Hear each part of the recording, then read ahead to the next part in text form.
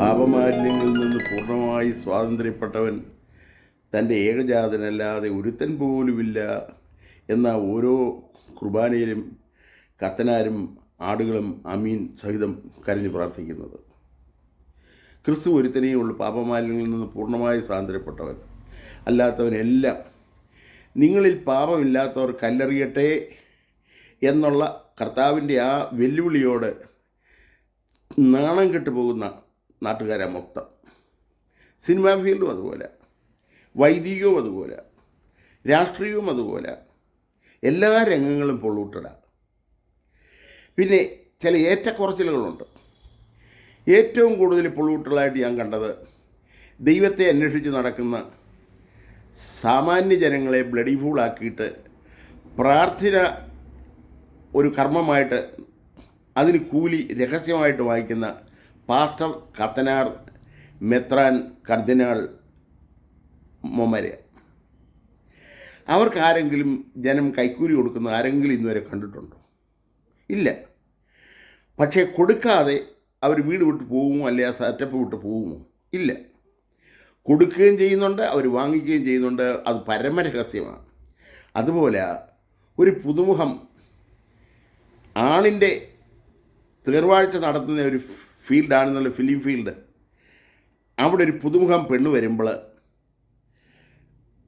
അവൾ ചിലതൊക്കെ നഷ്ടപ്പെടാൻ തന്നെ മനസ്സിൻ്റെ 100% ഒരുക്കത്തോടാ അവളും അവിടെ കൂട്ടരും കൂടെ അവളെ ആ സന്നിധിയിലേക്ക് കൊണ്ടുവരുന്നത്.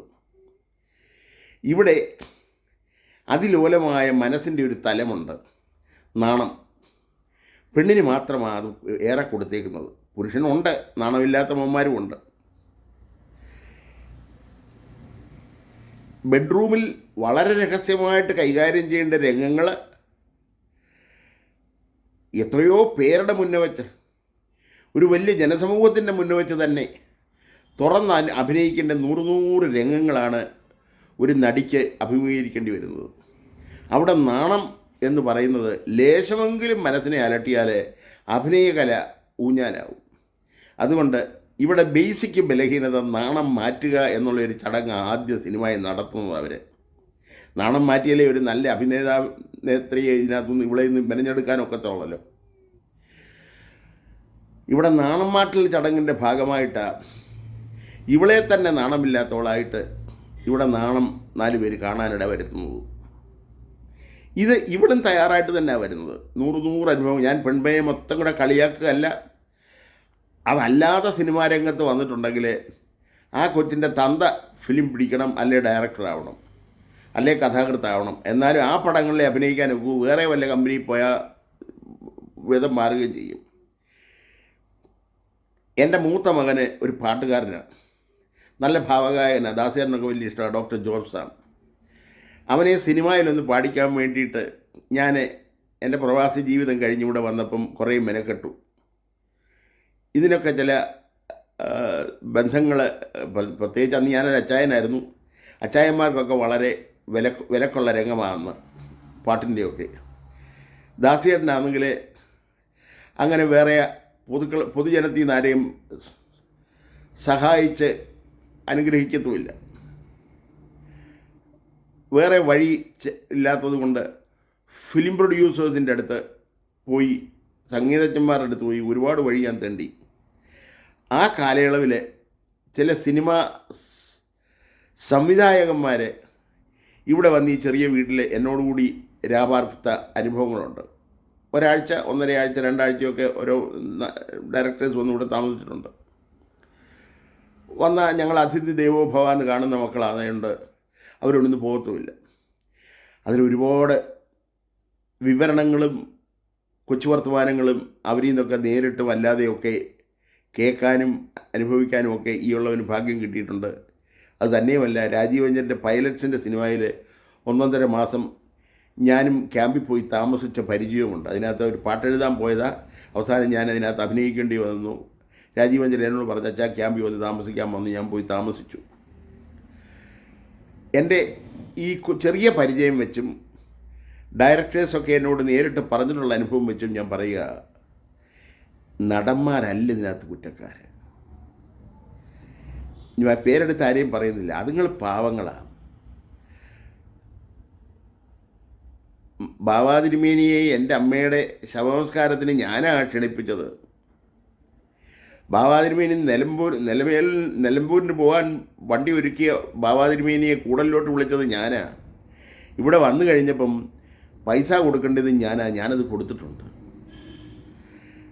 അതുപോലെ ഒരു നടിയെ നായികയാക്കി അംഗീകരിക്കണമെന്നുണ്ടെങ്കിൽ നടന് ചില അത്യാവശ്യ ശീലങ്ങളൊക്കെ ചെയ്തു കൊടുത്തേലേ ഒക്കൂ എന്ന് ഒരു കൊച്ചു വർത്തമാനം കേട്ടിട്ട് അതിന് തയ്യാറെടുത്ത് തന്നെയാണ് അഴിച്ചിട്ട് ഈ ബഹുമാനപ്പെട്ടവരൊക്കെ രംഗത്ത് വരുന്നതും രംഗത്ത് വന്നിട്ടുള്ളതും. അതിൻ്റെ പച്ചയായ അനുഭവങ്ങൾ എൻ്റെ മനസ്സിലുണ്ട്, അതിവിടെ പറയുന്നില്ല. സ്വന്തം അപ്പൻ തന്നെ ഹോട്ടൽ മുറിയിൽ തൻ്റെ കുഞ്ഞിനെ കൊണ്ടുവിടുന്ന രംഗങ്ങൾ ചിത്രീകരിച്ച് ഞാൻ കേട്ടിട്ടുണ്ട്. സങ്കടം തോന്നിയിട്ടുണ്ട്. അവരൊക്കെ വലിയ വലിയ ആളുകളാണ്. സീത മാറി നിൽക്കുന്ന ആളുകളാണ്. സീത എന്താ പാതിവൃത്യം എന്നൊക്കെ വേണേൽ കീർവാണം അടിക്കുന്ന ആളുകളും അവരെല്ലാം. നമ്മളാരെയും കുറ്റം പറയേണ്ട കാര്യമില്ല. ആ ചടങ്ങെന്ന് നടന്നില്ലായിരുന്നേൽ 25,000 രൂപ പോലും കിട്ടാത്ത ഈ നടിക്ക് 5 ലക്ഷം രൂപ അടുത്ത പടത്തിന് കിട്ടത്തില്ലായിരുന്നു. കാരണം ഇന്നാരുടെ കൂടെ നായികയായിട്ട് അഭിനയിച്ചു. 3-ാമത്തെയോ 4-ാമത്തെയോ പടത്തിൽ ഇന്നാരുടെ കൂടെ നായികയായിട്ട് അഭിനയിച്ചു. അത് കഴിഞ്ഞുകൊണ്ടെങ്കിൽ ഗ്രേഡങ്ങ് കൂടി 25,000 രൂപ അല്ലെ 1 ലക്ഷം രൂപ മാക്സിമം കിട്ടിക്കൊണ്ടിരുന്ന നടിക്ക് ടകാന്ന് 5 ലക്ഷത്തേലും 10 ലക്ഷത്തേലും കയറണമെന്നുണ്ടെങ്കിൽ ഇങ്ങനെയൊക്കെ ചില മെനക്കേടുകളോടുണ്ട്. അത് കുടുംബക്കാർക്കും അറിയാം, കൂടെയുള്ള എല്ലാവർക്കും അറിയാം. ആ വ്യക്തിക്ക് പൂർണ്ണ സമ്മതവുമാണ്. അല്ലാതെ ആരും ഉന്തിത്തള്ളി പുതിമണവാളൻ്റെ അടുത്തോട്ട് ഉന്തിത്തള്ളി വിടുകല്ല ഈ രംഗം. പിന്നെ എല്ലാം കഴിഞ്ഞ് അവിടവും കഴിഞ്ഞപ്പം ചുമ്മാ തെറി വിളിക്കുക. ഇതിപ്പോൾ കേരളത്തിൻ്റെ സാമ്പത്തിക ശാസ്ത്രം കംപ്ലീറ്റ് തകർന്നു. ഇവിടെ ഭരിക്കാനെ കൊണ്ട് വഴിമുട്ടിക്കുന്ന സർക്കാരിനും കേൾക്കാൻ ഇമ്പമുള്ള ഒരു വിഷയം കിട്ടിയതിൻ്റെ കാരണം ജനവും കാതോർത്തിരിക്കുന്ന ഒരു ആഭാസ കഥയാണിത്. ഇതിനകത്തെ സ്വല്പം സെക്സിൻ്റെ അവനവൻ്റെ ഭാവന അനുസരിച്ച് ചാർത്തി അവനവന് കേട്ട് സൂഹിക്കാമെന്നുള്ളതല്ലാതെ ഇതിൻ്റെ ചിത്രീകരണം കൊണ്ടും ഇതിൻ്റെ വിതരണം കൊണ്ടും നിങ്ങൾക്ക് വാട്സപ്പ് കൂടെ ആയാലും ഇമോയിൽ കൂടെ ആയാലും എന്നാ കോപ്പി കൂടെ ആയാലും യാതൊരു ബെനിഫിറ്റും ജനത്തിനുണ്ടാവാൻ പോകുന്നില്ല. ഇത് നിർത്തലാക്കാം എന്നൊരു സർക്കാർ വിചാരിച്ചാൽ നടക്കത്തില്ല. കാരണം ഉടയതമ്പുരാൻ്റെ സെറ്റപ്പ് അതാ സംഗതിയോടുള്ളത്.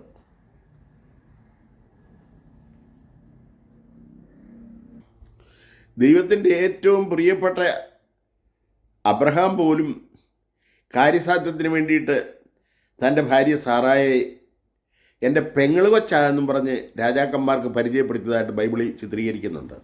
എന്താ എൻ്റെ ഭാര്യ എന്ന് പറയാഞ്ഞത്? ഭാര്യ എന്ന് പറഞ്ഞാൽ ചിലപ്പോൾ രാജാവിനെ തട്ടും, അല്ലെങ്കിൽ ഉദ്ദിഷ്ട കാര്യം നടക്കത്തില്ല. ഇത് പെങ്ങളാണെന്നും പറഞ്ഞ് സമർപ്പിച്ചാൽ ഉദ്ദിഷ്ട കാര്യവും നടക്കും, തല അവിടെ കഴുത്തിന് മുകളിൽ തന്നെ ഇരിക്കുകയും ചെയ്യും.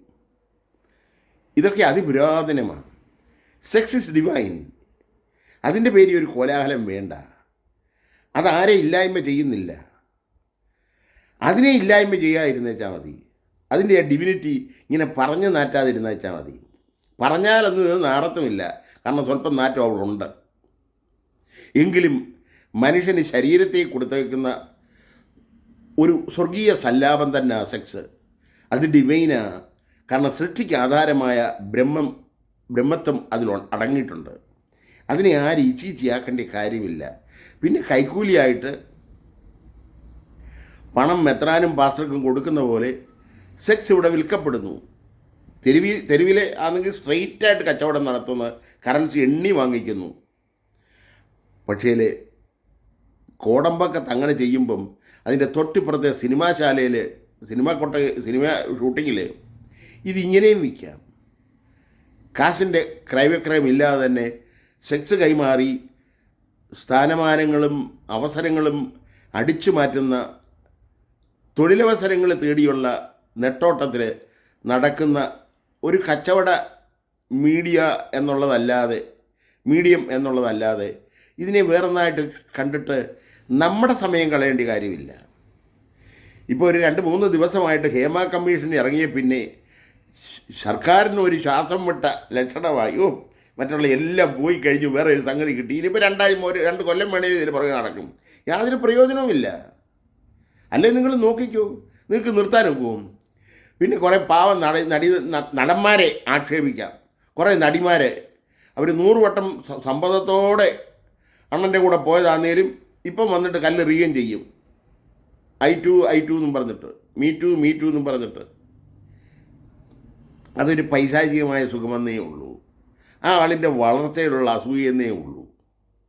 പക്ഷേ നീ ആദ്യ രാത്രി ഷൂട്ടിങ് കഴിഞ്ഞ് അണ്ണൻ്റെ മുറിയിൽ നിന്റെ രക്ഷിതാക്കൾ തന്നെ കൊണ്ടുവിട്ട സമയം നീ ഒന്ന് ഓർക്കണമായിരുന്നു. അത് ഓർമ്മയുണ്ടെങ്കിൽ നീ ഇനിയും പത്രക്കാരുടെ അടുത്തും മീഡിയക്കാരുടെ അടുത്തും പോയിട്ട് വാ പൊളിക്കത്തില്ല മക്കളെ, വാ പൊളിക്കത്തില്ല. നിനക്കിപ്പം പറ്റിയേക്കുന്നത് മനസാക്ഷിയില്ല എന്നുള്ളതാണ്. കോൺഷ്യസ്നെസ്, മനസാക്ഷി ഉണ്ടെങ്കിൽ ഒരു പെണ്ണും ഒരു നടനെക്കുറിച്ചും ഒരു തെമ്മാടത്തിലും പറയത്തില്ല. കാരണം തെമ്മാടത്തിൽ ഇവിടെ നടന്നിട്ടില്ല. നടന്നായിരുന്നേ അന്നേരം പോലീസോടെ വന്നേനെയും. അവളെ വസ്ത്രാക്ഷേപം ചെയ്യുന്ന സമയത്ത് തന്നെ അവൾക്ക് കംപ്ലയിൻറ്റ് ചെയ്യായിരുന്നു. ചെയ്തില്ല.